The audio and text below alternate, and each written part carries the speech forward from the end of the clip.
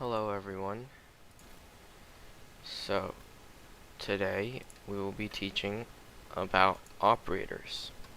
Now operators in Python, and any programming language in fact, is any type of kind of like a calculation or like a character or something that can like alter or monitor the value of something. It can be a comparison value, it can be the value of a variable. Um, so essentially, it's just playing around, like changing the value of something. And so these operators can vary from everything from like Boolean operators all the way to like arithmetic operators, and so we're going to cover all of the main kind of categories of the operators and kind of go into detail as to what they are and why are they useful. So operators are essentially reserved symbols when you look at them. So these symbols can carry out any arithmetic or logical operation that was assigned to it by the Python language itself. So the value that the operators operate upon are known as operands. So in the 2 plus 3, the operands are 2 and 3. And the plus is the addition operator, and it performs just like it would in math, and this is known as a arithmetic operator. And so, as you see, 2 and 3 are the operands, and 5 is going to be the result of 2 plus 3. So, all of these kind of reserved characters, you cannot use them for variable names, you can't use them to name anything at all. And so the reason why this is the case is because they already have a meaning, and Python will not let you kind of, I guess, redefine the meaning of this variable. So instead, what it will do is it will give you some sort of error. And so these operators, there's obviously many different characters and stuff. If you ever just think, oh, maybe there's an operator for this, it's very easy for you to find out. All you need to do is just Google it, and most likely you'll find the answer. So there's many great sites for finding out the specifics for that. Alright, so these are going to be the main categories of Python operators that we're going to be going through. So they include the arithmetic operators. So these arithmetic operators are kind of like your basic math operators. You have relational operators, and so these operators are kind of comparing two values. You have assignment operators, and so these will kind of set the value for some sort of variable. You have logical operators, so this deals with our Boolean logic that we taught 2 classes ago, I believe. Next, we have the membership operator, and so this is kind of like something to see if a value is included.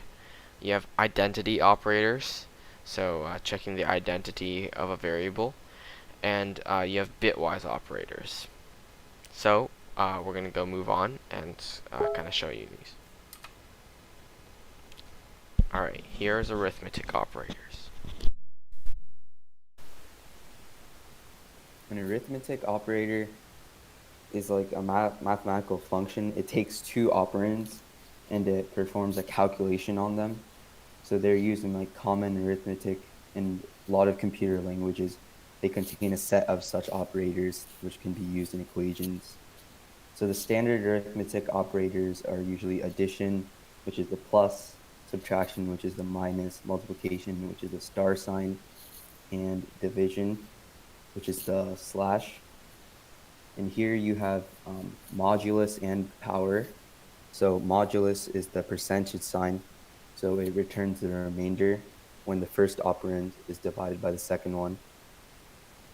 And power is just its exponents, so it returns the first one raised to the second one, the power of the second one.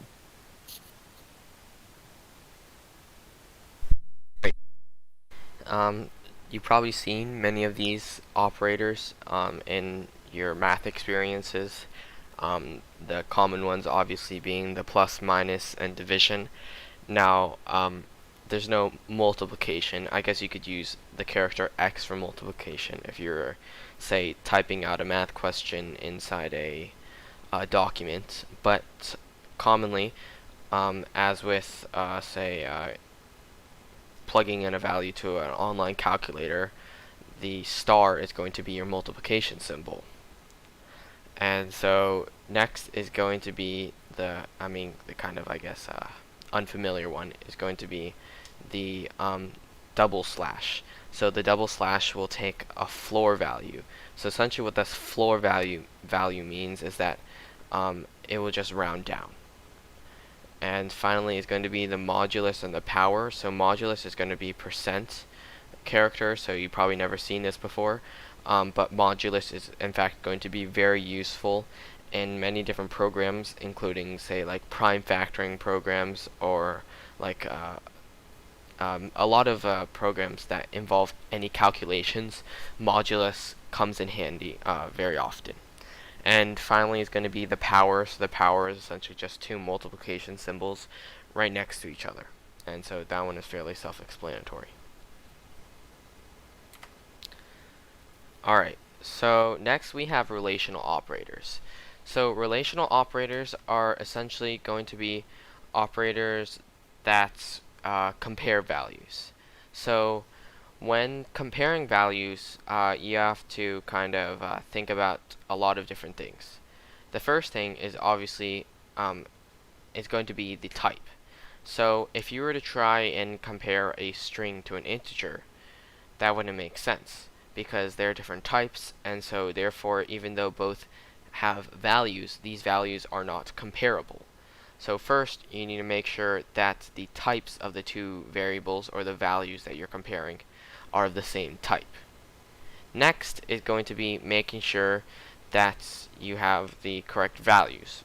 So when you're comparing the two variables together, usually you have a purpose of trying to figure out either which one's the greater value or which one's the smaller value in order to, say, perform a calculation.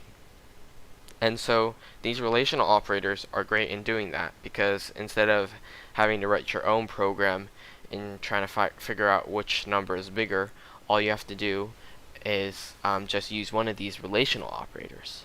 Now, where these relational operators are used is going to be common in things like if statements.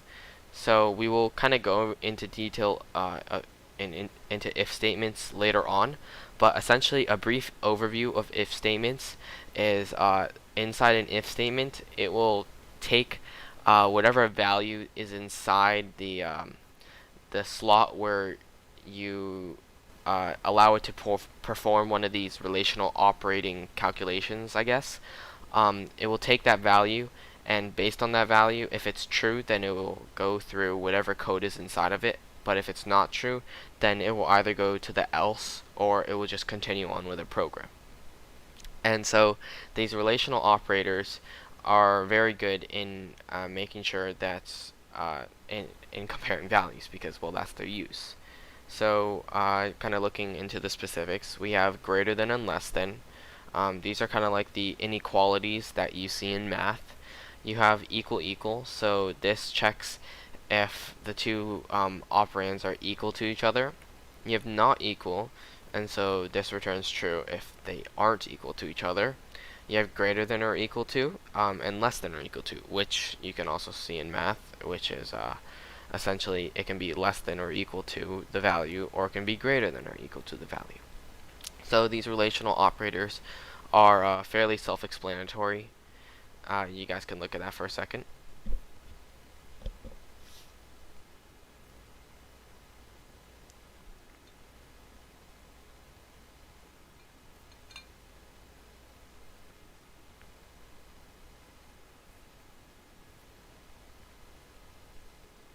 Alright. Moving on is logical. So logical, similar to our previous one, relational, it deals with some sort of kind of Boolean value. And so in this case, instead of taking in Boolean, or instead of producing a Boolean result, it will also take an intake of Boolean as well, I guess. Because these operators, we see and, or, and not. These three logical operators, as we saw in our computer hardware presentation, these are the very basics of Boolean logic. And so what's so important about these logical operators are that it's not included into these basic kind of relational operators, and instead it's into its own category of logical operators. So we'll kind of look into detail with these. So we have the AND logical operator. So this returns true if both of the operands are true. We have the OR, and so this returns true if either of them are true. And there's finally NOT, and it returns true if the operand is false. Now, why might these be useful? So if you are trying to compare multiple values together, and say you want to place it into an if statement, the only way you're going to be able to kind of get a combination of the two values or the two comparisons you're trying to make is going to be through these Python operators. So say both of the values have to return true, then you can use the AND logic operator. If either of them can return true, then you can use the OR logical operator. And if you want to reverse the value, or you want to say if this value is not true, then you can just use the NOT operator, and it will kind of reverse whatever value it was returned. So over here on the right, you can see how it will look in the programming language. So we can look at that for a second.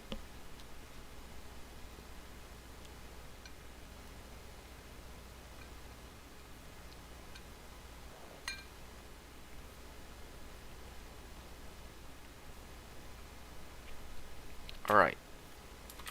Moving on is assignment operators.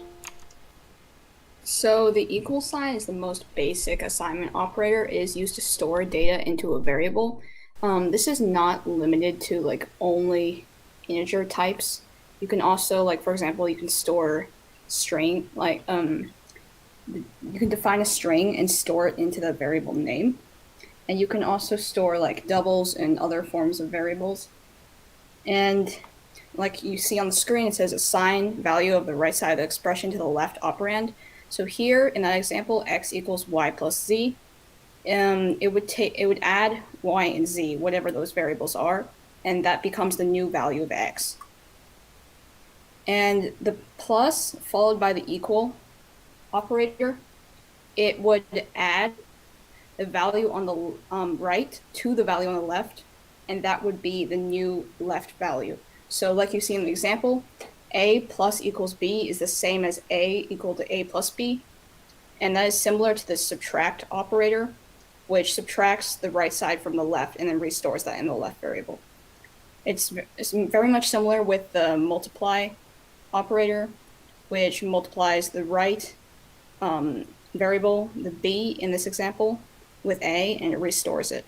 So this is some pretty basic ways you could modify your variables and add numbers and values.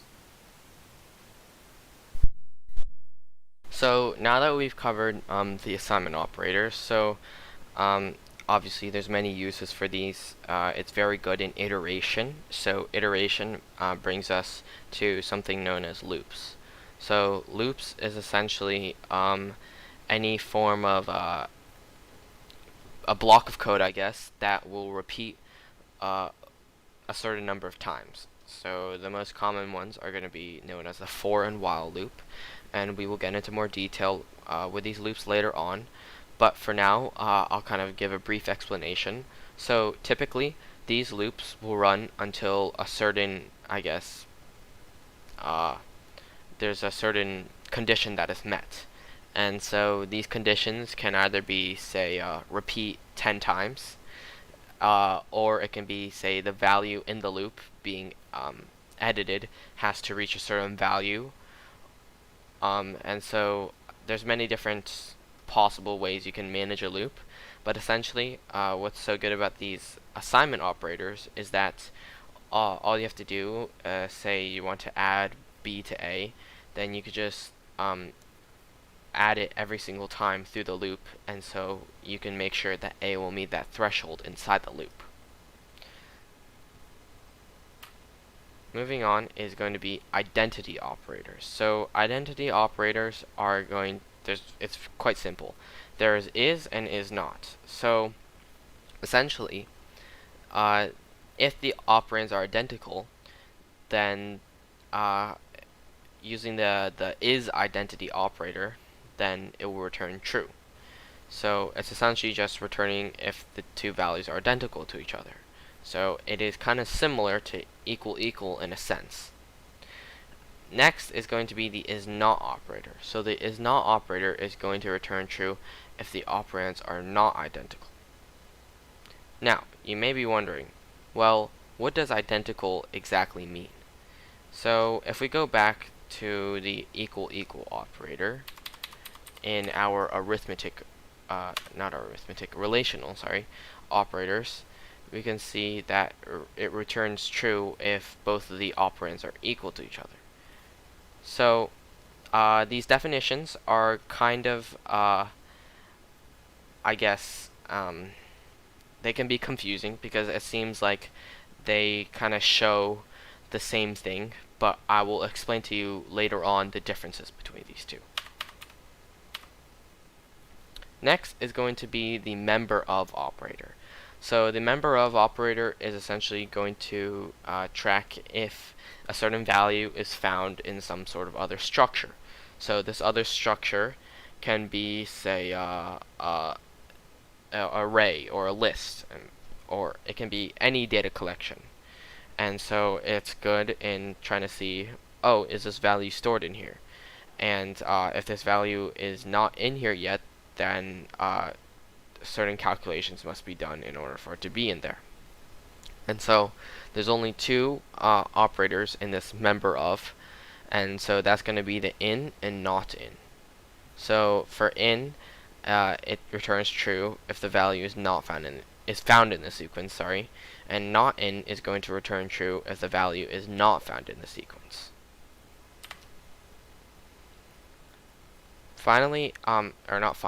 Next is going to be return boolean. So return boolean, so as we can see over here, there's these there's all these Python operators.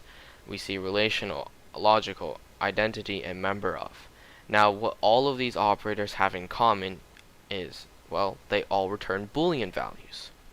And so these boolean values are used in the test statements and loop statements, as we said in the previous slides. Now all four of these are going to be very important as we move on, as these kind of basic kind of boolean operators are going to be the base of all of your if statements and loops. Now, finally is going to be precedence. So, in order to kind of explain this in a better fashion, I guess, I kind of want to look at another site. So, this site is going to be tutorials point. So, this website is great for kind of explaining, I guess, concepts you might not understand. So if you kind of don't understand my explanation, then you can always go through this article. So I'll let you guys kind of read over this table a little, because there's a lot of information in here, and I will explain this description over here, because this value or this description might not necessarily be intuitive, as these numbers, as you can see in this example over here, it's converted over into this special format over here. And so these things are known as bits, and so that's what these bits are kind of talking about. So I'll let you guys kind of look at this for a little.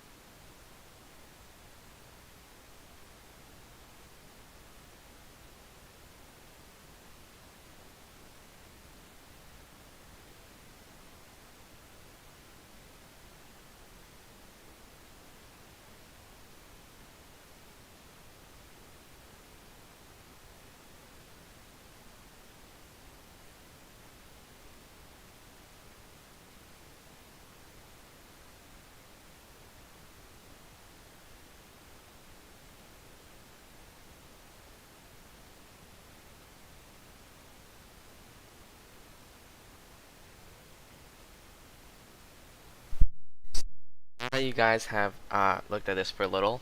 So these operators are known as bitwise operators, and although this doesn't kind of directly relate to the slide talking about this slide talking about the precedence of operators, I feel like it's important that we kind of understand what these bitwise operators exactly mean. Now, these bitwise operators are going to be talking, they're operators, but they kind of work in a different way. So, as we see over here, we have the and, we have or, we have XOR, and so we have one's complement, left shift, and right shift. So, if we look over here, this and, or the binary and, so this operator will copy a bit to the result if it exists in both of the operands. So if we look down here, right, and we see, okay, so we have A and we have B, right? So A gets translated into this over here, and B gets translated into this. So I'm sure you guys have seen this format before. So this format is going to be binary, hence the name bitwise, because bitwise deals with bits, and inside each of the bits is going to be a binary value, right? So you can kind of see that 60 gets turned into this, and 13 gets turned into this, right? So we have A and B over here. So we compare 0, 1. Well, both of them don't have it, so this one's going to be a 0. We have 0, 0, and this one's also going to turn to 0. Now, both of these have 1 and 1, so both of these get turned into 1. And you kind of repeat this process until you finish every single bit, and you end up with 0, 0, 0, 0, 0, 0, 0, 1, 1, 0, 0. And so after calculating this back into base 10, you can get 12. So the value of C in A and bitwise and B is going to be 12. And so that's kind of the basics of how the bitwise operators actually work. Now you're obviously going to have OR and XOR, and so you're also going to have the flipping one, and so there's also going to be left shift and right shift. But essentially, now that you guys kind of understand how these the bitwise operators works, as they work through bits rather than the actual numbers themselves, they're kind of easier to understand. So we're going to kind of go over these examples, because examples always make understanding a certain topic much, much easier. So we have A or B. So as long as one of the two values over here returns 1, then the final value is going to be 1. So you can kind of look at these two and see how you have a 1 and 1, 1, 1, and in the 1's position you also have a 1. So that value will then return a 61 rather than say a 60, because, well, there's this extra bit over here that is a 1 as well. So next is going to be your kind of looks like the power function in say like a when you write down in like a calculator or something. So this thing is going to be known as XOR. So XOR means exclusive or essentially what it means is both of them cannot have it, but if either one has it, then it will return true. And so you can kind of see you have 1 and 1, but since these two overlap over here, they are returned as 0. But this one over here is only in the 13, so it gets returned as 1. And we get a final value of 49 after we perform this operation. Next, we have kind of this squiggly line over here, or the complement. And so this squiggly line essentially will flip the value, I guess. So for every single value we have over here, it will essentially just flip every single number. So you can see in this first part we have 0, 0, 1, 1. It gets changed immediately to 1, 1, 0, 0. And same thing with the second half. Finally, we have left shift and right shift. And so essentially what these kind of do is they will shift over a certain number of bits based on whatever number you put over here. So as you can see in this one, it wants to left shift 2, so it will shift all of these numbers over by 2, and these two over here get moved over to this side. So as you can see, you have this, and you have the right shift, which essentially does the exact other way. So this can be a little confusing at first, so I'm going to let you guys look at this for a little.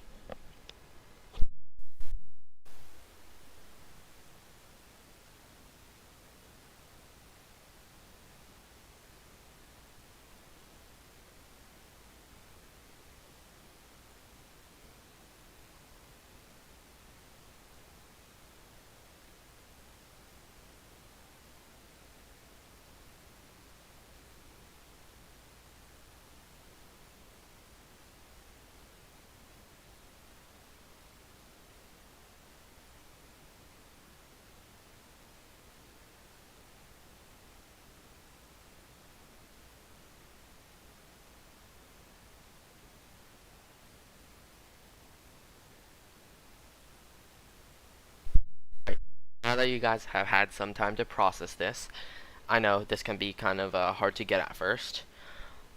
We're going to move on.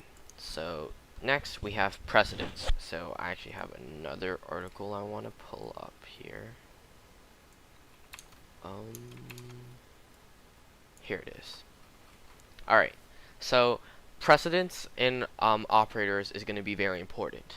So I'm sure some or most of you guys have learned about PEMDAS.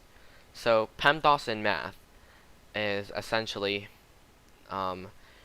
knowing which operator will go first given two operators in a random order. Now, what precedence means in programming, or Python to be specific, is essentially PEMDAS except in Python. So as you can see over here, we have this kind of list of precedence in the Python operators, and this gives kind of a good list of it. So you guys can look at this if you want, but we're going to go over what this article has to say, I guess. So the precedence of Python operators. So the Python operators is all these combinations of the values, the variables, the operators, everything is called an expression, just like in math. And the Python interpreter, or the thing that will what will actually go over this entire expression and evaluate it, is known as the Python interpreter. And so it will evaluate this expression and give you the answer in its kind of in the right order. Okay, so here we have the basic expression, just one operator, two operands, 5 minus 7. So we do this quickly, we get -2, right? But now we come over here and we see 10 minus 4 times 2. And if we were to take this without any kind of precedence, we just go from left to right, we get 6 times 2, which is equal to 12. But we see a 2 over here, and that's because multiplication has a higher precedence than subtraction. So it will perform 4 times 2 first, which is 8, and 10 minus 8 is 2. So that's how we get 2. And so you can always change the precedence using parentheses, just like you can in math. And this precedence can be changed with pretty much every single operator. So this is kind of a great list to look at for precedence. So as you can see, some of them have the more than one in each row. And what this means is that to declare, I guess, the precedence of these inside an expression, you just have to go from left to right.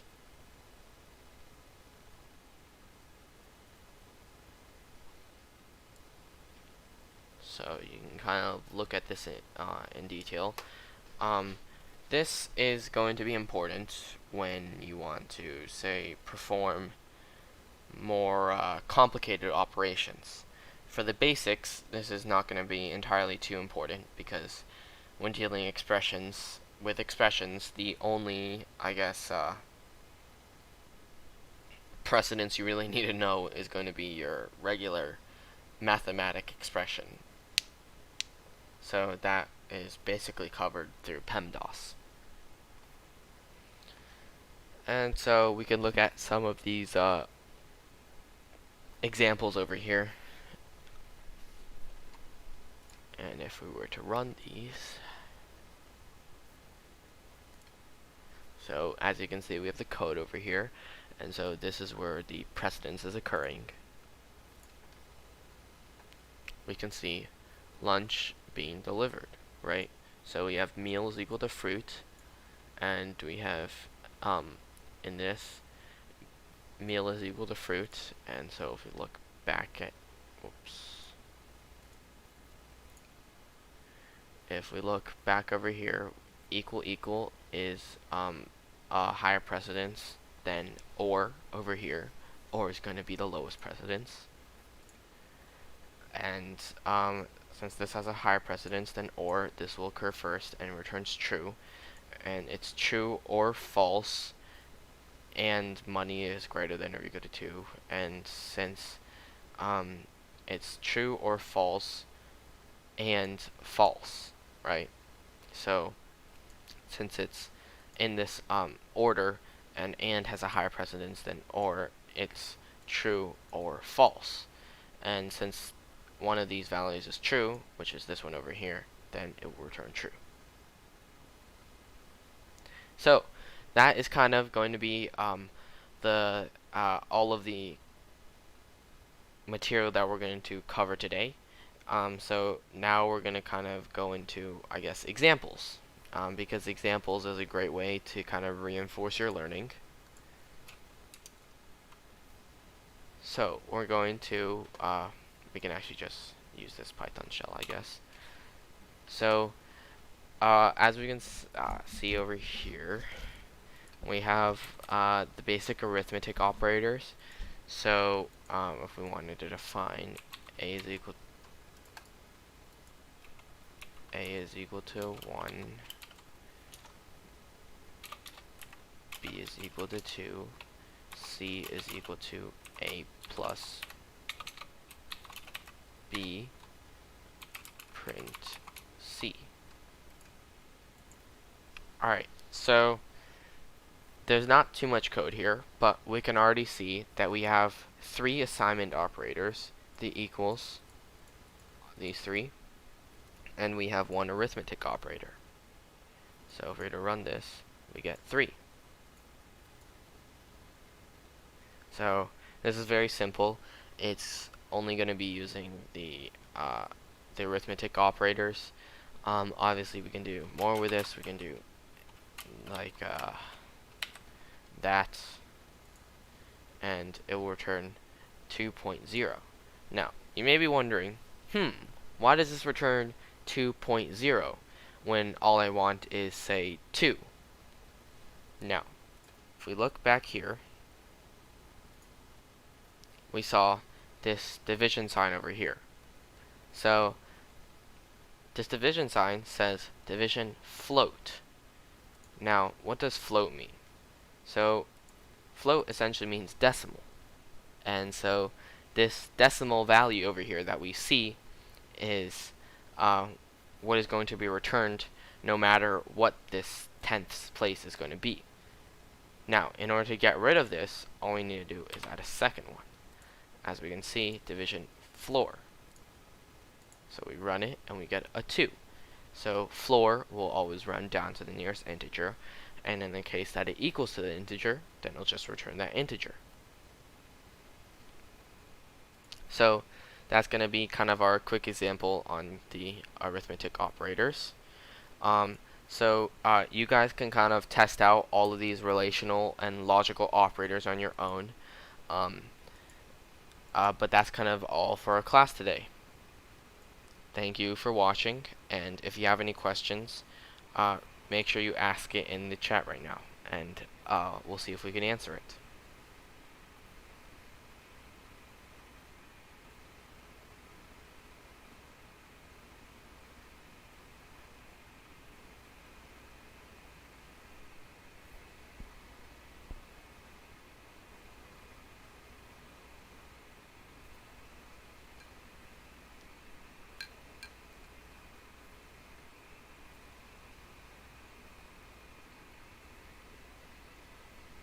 Alright, it doesn't look like there's any questions.